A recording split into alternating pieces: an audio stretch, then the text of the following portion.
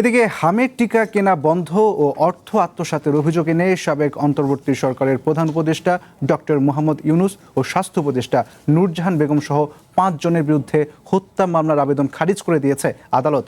দুপুরে সংসদ সদস্য শেখ মুজিবুর রহমান ইকবাল আইনজীবীর মাধ্যমে ঢাকার আদালতে এই মামলা দায়েরের আবেদন করেন।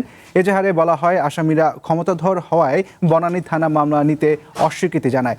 এজন্য আদালতে মামলার আবেদন করা হয়েছে। প্রধান আসামি ডক্টর ইউনূস ইচ্ছাকৃতভাবে অর্থ আত্মসাতের উদ্দেশ্যে শিশুদের হামের টিকা ক্রয় করেনি। এই কাজে তাকে সহযোগিতা করেছেন সাবেক স্বাস্থ্য উপদেষ্টা নূরজাহান বেগম, প্রধান উপদেষ্টার সাবেক স্বাস্থ্য বিশেষ সহকারী ডক্টর সাইদুর রহমান, সাবেক স্বাস্থ্য সচিব সাইদুর রহমান ও স্বাস্থ্য অধিদপ্তরের সাবেক মহাপরিচালক ডক্টর আবু জাফর। আসামিদের বিরুদ্ধে হত্যা, অর্থ আত্মসাৎ, দায়িত্বে অবহেলার অভিযোগ আনা হয়েছে। এ পর্যন্ত 6 শতাধিক শিশু হামে আক্রান্ত হয়ে মারা গেছে।